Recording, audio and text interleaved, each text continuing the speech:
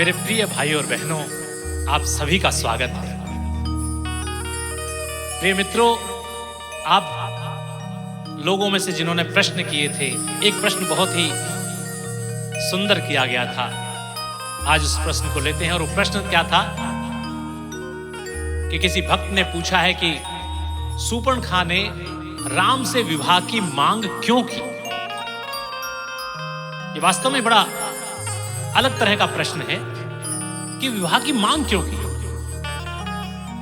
ये रामायण का केवल एक हास्य प्रसंग नहीं है मित्रों, बल्कि ये मानव स्वभाव और राजनीति की गहराइयों से जुड़ा हुआ प्रसंग है जो हम आपको सुनाने जा रहे हैं। तो मित्रों, भाइयों और बहनों, थोड़ा गंभीर, थोड़े हास्य और व्यंग से शुरू करते हैं कि रामायण को अगर सिर्फ कहानी समझोगे तो शूर्पणखा तुम्हें एक बस मनोरंजक पात्र भर लगेगी।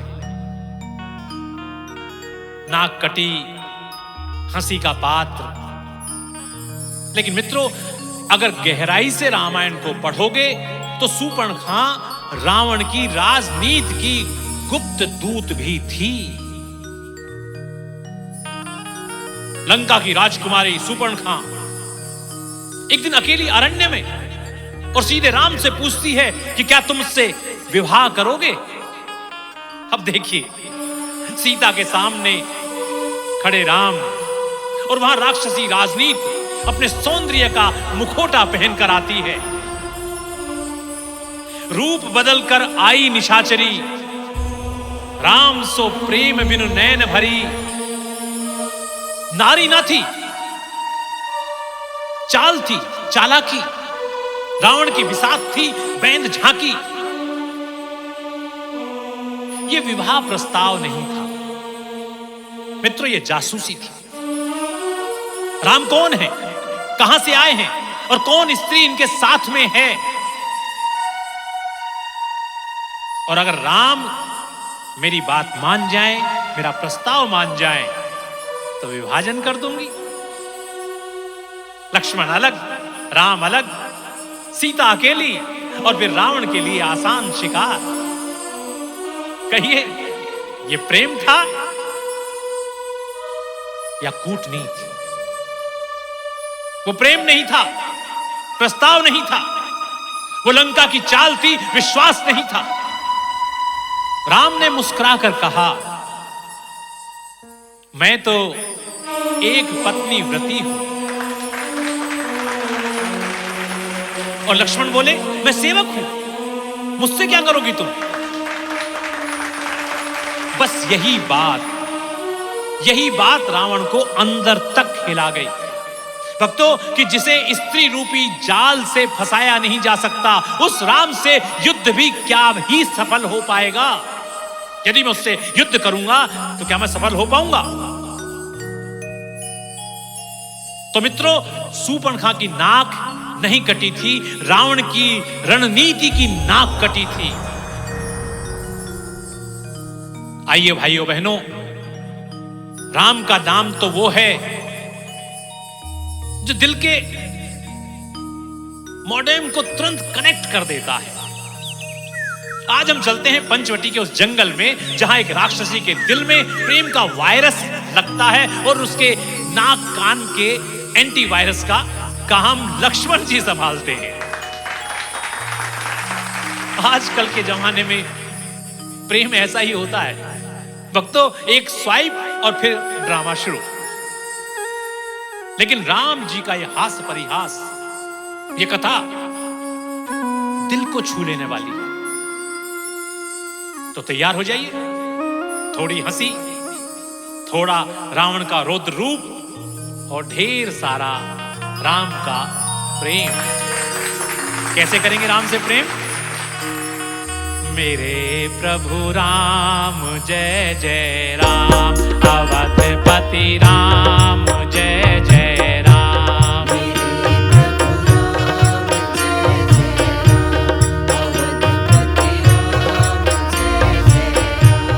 मेरे प्रभु राम जय जय राम, अवधपति राम जय जय राम।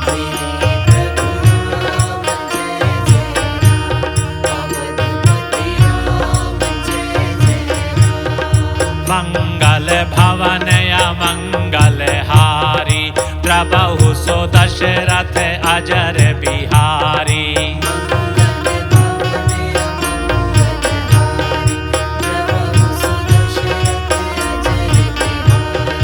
यह वर मांग्यहूँ कृपा निकेता, हृदय बसौ श्री अनुज समेता।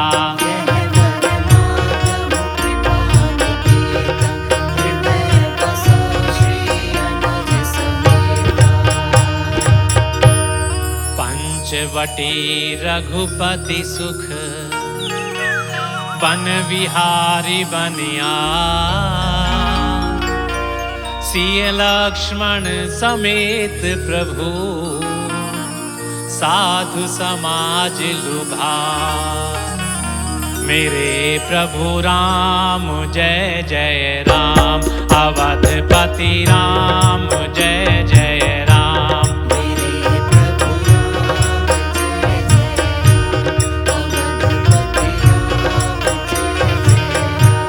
मेरे प्रभु राम जय जय राम, अवधपति राम जय जय राम।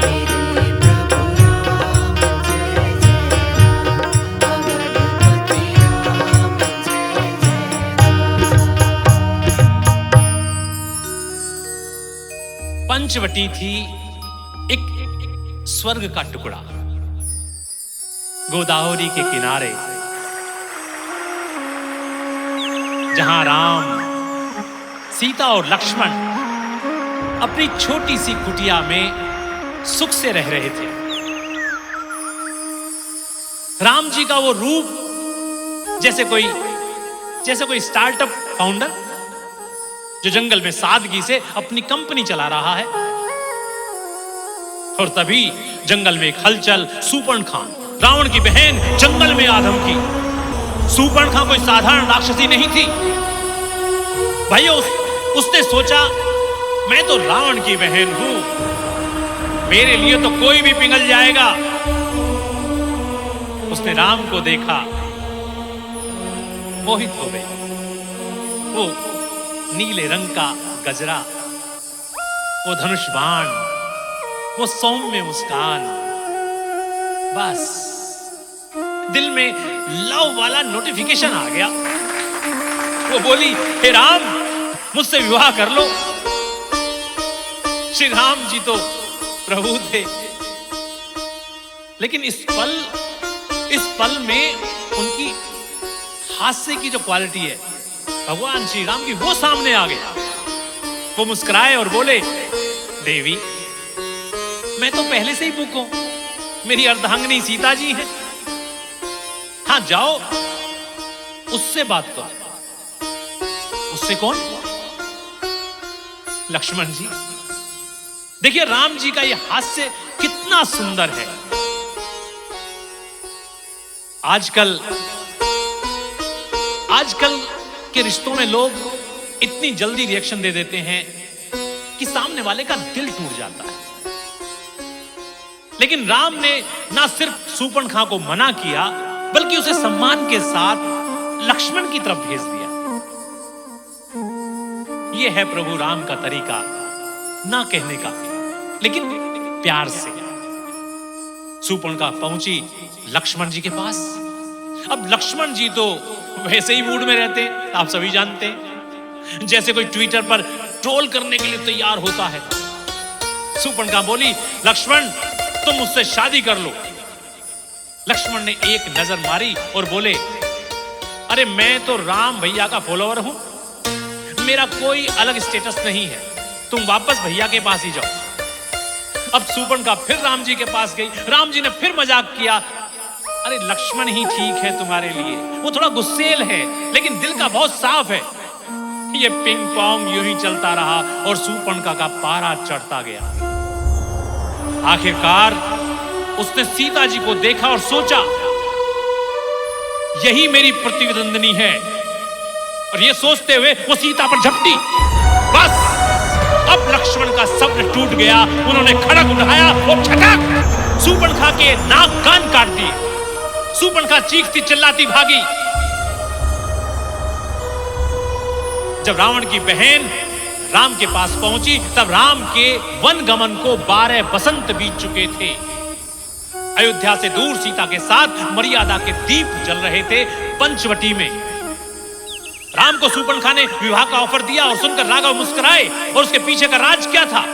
एक राक्षसी जो एक रूपवान स्त्री का वेश बनाकर आई। भले वो राक्षसी थी परंतु प्रत्यक्ष में वो रूप बहुत सुंदरी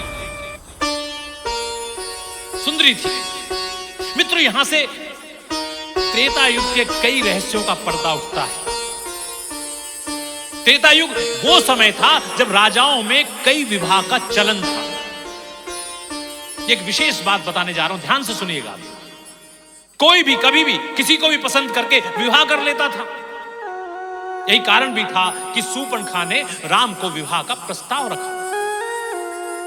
यहां लक्ष्मण की जगह यदि कोई और राजा होता, राम लक्ष्मण नहीं होते, कोई और राजा होता तो उस सुंदरी के प्रस्ताव को सहर्ष स्वीकार कर लेता। लेकिन ये तो राम थे, मर्यादा पुरुषोत्तम राम, उन्हें तो मर्यादा निभानी थी। ऐसा नहीं कि ये विवाह का प्रस्ताव पहली बार श्री राम के सामने रखा गया, ऐसा नहीं है। जिस तरह से शूर्पणखा ने विवाह का प्रस्ताव श्री राम के सामने रखा, पहले भी एक प्रस्ताव रखा जा चुका था। मैं बताता हूं आपको, मैं स्मरण करा दूं कि जब सीता स्वयंवर में धनुष टूट गया था, जब धनुष टूट जाता है तो राजा जनक ने राम से कहा कि अब सीता से विवाह कर लो। तब भी श्री राम ने कहा था कि मैंने विवाह की आज्ञा अपने माता पिता से नहीं ली है। उस समय भी यह बात आई थी कि कोई बात नहीं, जनक ने कहा था कोई बात नहीं, एक विवाह सीता के साथ कर लो और एक माता पिता की अनुमति लेकर कर लेना। अर्थात उस समय सोचिए कि ये 2 विवाह 3 विवाह कितने सामान्य बात थी, क्योंकि महाराजा दशरथ की 3 रानियां थी और अब तो तुम अयोध्या के राजा बनने ही वाले हो। तब भी श्री राम ने मना कर दिया था कि नहीं। राम ने कहा, मैंने अपने जीवन में एक पत्नी व्रत धर्म का पालन करने का निर्णय लिया है। आहा, ये थे पुरुषोत्तम राम। जब भी उनका स्मरण आता है तो एक ही धुन मन में बसी हुई नजर आती है, और वो थी, मेरे प्रभु राम जय जय राम, अवधपति राम जय जय राम। मेरे प्रभु राम जय जय राम, अवधपति राम जय जय राम। मेरे प्रभु राम जय जय राम, अवधपति राम जय जय राम। मेरे प्रभु राम जय जय राम, अवधपति राम जय जय राम।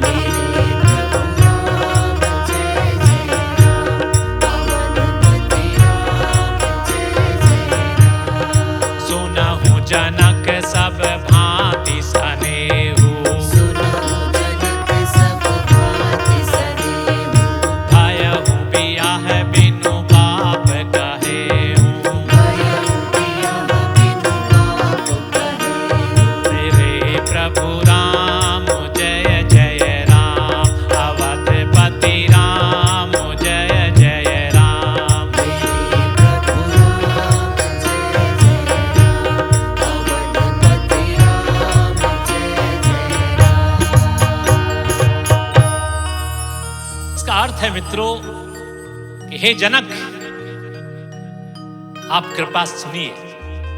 श्री राम कह रहे हैं, जब महाराजा जनक ने उनसे विवाह का प्रस्ताव रखा था, आप सुनिए कि बिना पिता की आज्ञा के मेरा विवाह करना संभव नहीं है।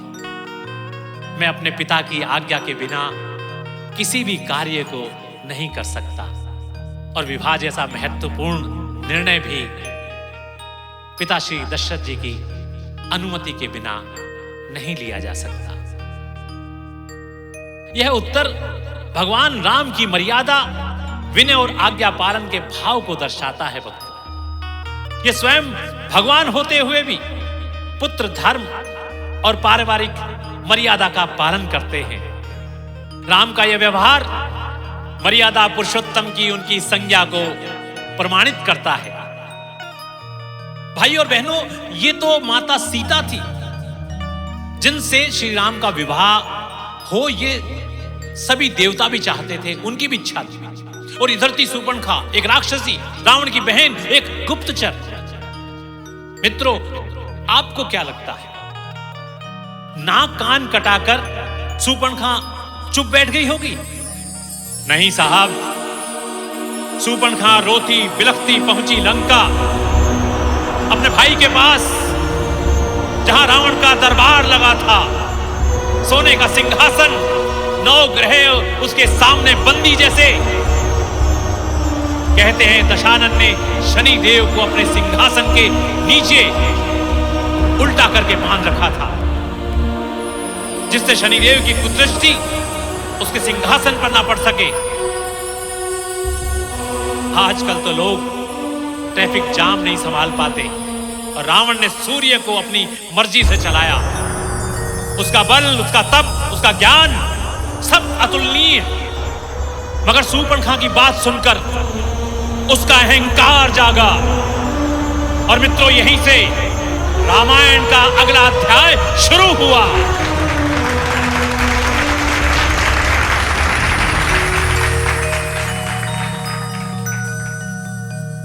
शूर्पणखा ने रो रो कर कहा,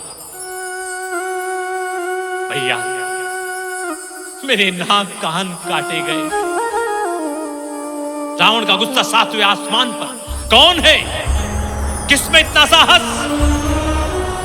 उसने राम लक्ष्मण का नाम लिया।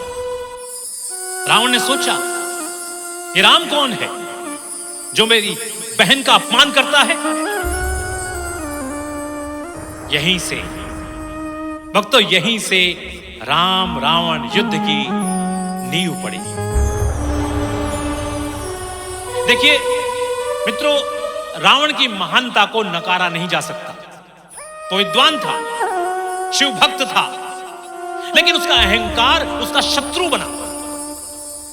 आजकल भी लोग अपनी ताकत, अपनी डिग्री या अपने पावर में, उसके घमंड में चूर हो जाते हैं। लेकिन राम का हास्य और सादगी वो हमें सिखाती है कि सच्ची ताकत विनम्रता में। और आइए हम भी थोड़ा विनम्र हो जाएं। कैसे सिखाती है? मेरे प्रभु राम जय जय राम, अवधपति राम जय जय राम। मेरे प्रभु राम जय जय राम, अवधपति राम जय जय राम। रावण रोष प्रगट भयो, लंका सिहरन लाग। शूर्पणखा के अपमान सो, युद्ध को ठानत भाग। मेरे प्रभु राम जय जय राम, अवधपति राम जय जय राम। मेरे प्रभु राम जय जय राम, अवधपति राम जय जय राम। तो भाइयों बहनों, ये थी राम जी के हास्य और रावण के प्रताप की कथा। राम का वो हास्य मजाक जो शूर्पणखा को लक्ष्मण के पास भेजता है, और लक्ष्मण का गुस्सा जो युद्ध की शुरुआत करता है। लेकिन इस कथा का सार क्या है? प्रेम और हास्य से जीवन को हल्का करो, लेकिन अहंकार से बचो। तो मित्रों, भाइयों और बहनों, यही है आपके राम, मेरे राम, सदा हमारे सबके राम। मेरे प्रभु राम जय जय राम, अवधपति राम जय जय राम। मेरे प्रभु राम जय जय राम, अवधपति राम जय जय राम। मंगल भवन या मंगल हारी, प्रभु सो दशरथ अजर बिहारी। मंगल भवन या मंगल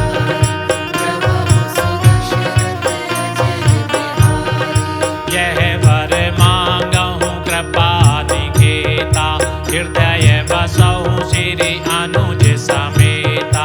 यह वर मांगहु कृपा निकेता, हृदय बसो श्री अनुज समेता। मेरे प्रभु राम जय जय राम, अवधपति राम जय जय राम। मेरे प्रभु राम जय जय राम, अवधपति राम जय जय राम। मेरे प्रभु राम जय जय राम, अवधपति राम जय जय राम।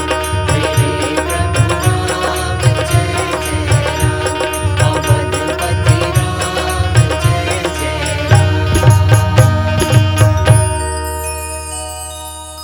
प्रिय मित्रों, ये था सूर्पणखा का विवाह प्रस्ताव और श्री राम का हास परिहास का प्रसंग। ये यहीं समाप्त होता है। अगले प्रसंग के लिए हम शीघ्र आपके सामने पुनः प्रस्तुत होंगे। तब तक के लिए मुझे कैलाश पंडित को आज्ञा दीजिए। नमस्कार।